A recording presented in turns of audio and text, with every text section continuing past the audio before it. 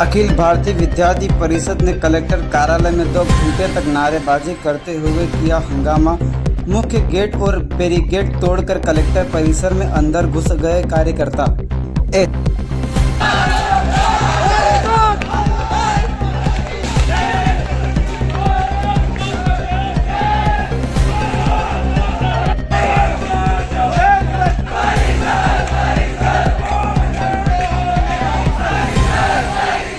ऐसा नहीं चलता। उस परिवार के लिए परिषद के लिए 1 घंटा 20 मिनट बहुत कीमती है।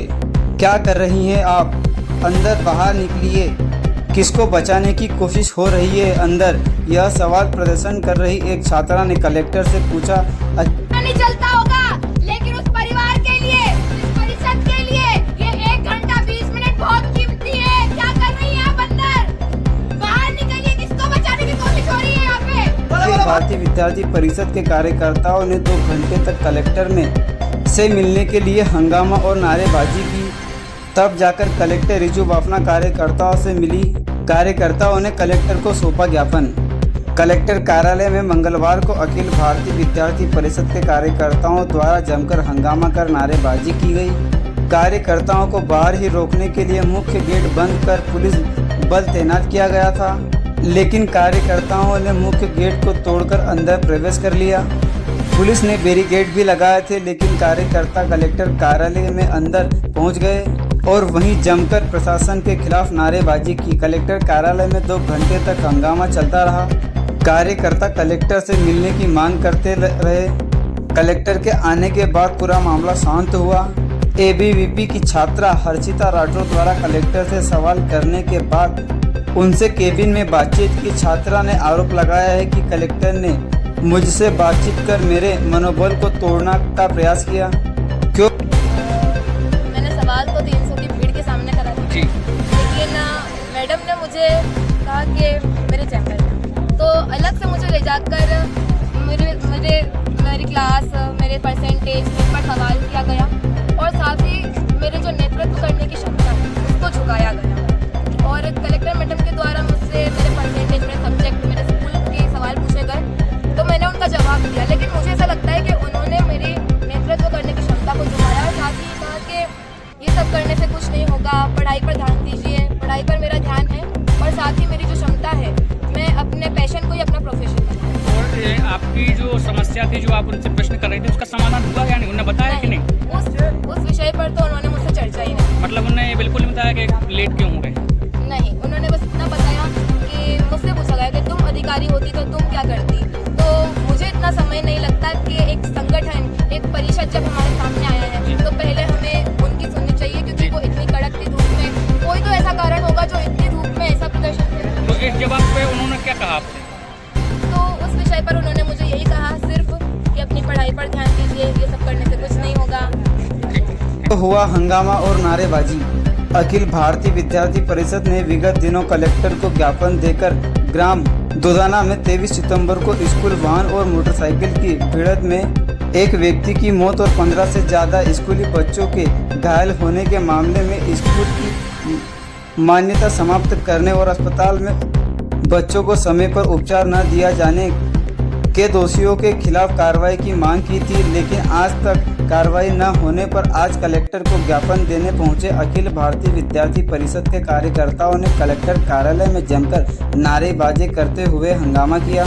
जिले में अभी तक 6 स्कूल वाहन दुर्घटना हो चुकी है और अखिल भारतीय विद्यार्थी परिषद आरटीओ के माध्यम से सभी स्कूल वाहनों की जाँच की मांग कर रहे हैं। स्कूल में 10 वर्ष से ज़्यादा पुराने वाहन बच्चों को ला रहे हैं। प्रशासन द्वारा इस मामले में कोई कार्रवाई नहीं की गई।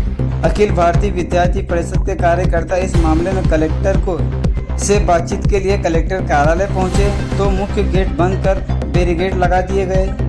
कार्यकर्ता गेट और बैरिकेड तोड़कर अंदर घुस गए और वहां कलेक्टर से मिलने के लिए 2 घंटे तक हंगामा करते रहे। कलेक्टर आई और कार्यकर्ताओं से उनकी बात सुनी, तब जाकर पूरा मामला शांत हुआ।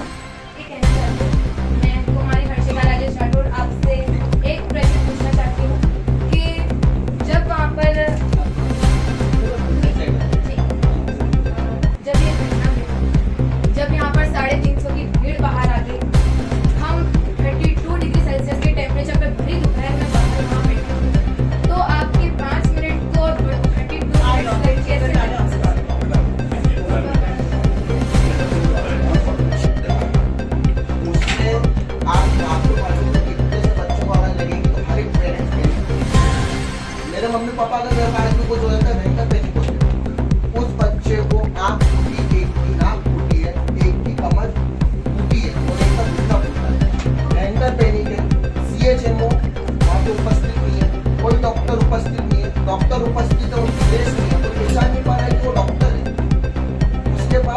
देखोगे तो वहाँ पे बोल रहे हैं कि इनको करो, तो मैं वो बोल रहे हैं कि रुको, पहले वो फैसिलिटी होगी, पहले पर्चा बनो, बच्चे का पेट टूटा पर्चा बनेगा।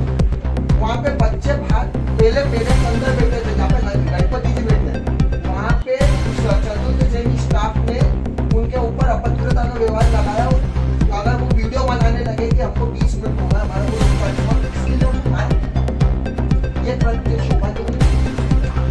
उसके बाद मैं ये भी पूछना चाहूंगा कि अगर CMHO सर्विस है तो वहाँ पे सिविल सर्जन का स्टाफ निजी स्कूलों के वाहनों द्वारा दुर्घटना का सामना है, जैसे काला पीपल हो, सुजालपुर हो, अकोदिया, शाजापुर के पनवाड़ी में जैसे घटना घटी, इसको लेकर ना तो जिला प्रशासन ने कोई कार्रवाई की, ना स्कूल प्रशासन ने कोई कार्रवाई की और ना RTO ने कोई कार्रवाई। उसके विरोध में अखिल भारतीय विद्यार्थी परिषद ने आज कलेक्टर के नाम एक ज्ञापन दिया था, पहले भी SDM साहब को, और आज भी एक ज्ञापन कलेक्टर साहब को दिया है जिसमें उन विषयों का अवगत करवाया हमने। तो मैडम ने आश्वासन दिया है कि जल्द ही आपकी मांगों पर कार्रवाई की जाएगी। और विद्यार्थी परिषद ने उस हॉस्पिटल में जो कार्यकर्ता गए थे उनके साथ भी वहाँ के स्टाफ ने मारपीट की और परिजनों के साथ भी मारपीट की, उल्टा उन पे FIR भी की गई, जिन पे नाम दर्ज FIR की गई, उन पर कार्रवाई की गई। अब परिजन अपने बच्चों को संभालते हैं कि उन हॉस्पिटलों की रिपोर्ट को संभालेंगे। अखिल भारतीय विद्यार्थी परिषद की कड़ी निंदा करती है कि ना तो जिला प्रशासन होश में है, ना RTO होश में, ना स्कूल प्रशासन, तीनों नींद में सोए हुए हैं और ना ही कोई कार्रवाई करे। उसके विरोध में अखिल भारतीय विद्यार्थी परिषद ने आज जिला कलेक्टर के नाम ज्ञापन दिया है और अपनी मांग रखी। मेरा नाम पवन गुर्जर, मैं शाजापुर इकाई का नगर मंत्री हूँ, अखिल भारतीय विद्यार्थी परिषद। हम ना तो नीचे ही हमने 1 घंटे 3 किलोमीटर पैदल चल के यहाँ आए गेट पे कई समय तक हम परेशान हुए, 1 घंटे तक बोलते रहे, ना कोई आया। मैडम ने उनके दूसरे अधिकारों को पहुँचाया, ना मैडम आने को तैयार थी। हमने गेट को खोलकर बैरिकेड गिराकर सामने आना पड़ा। बड़ी मशक्कत के बाद मैडम 5 मिनट का समय मैडम के पास नहीं था, लेकिन मैडम ने हमें दिया है और आज उनसे ये मांग रखी है।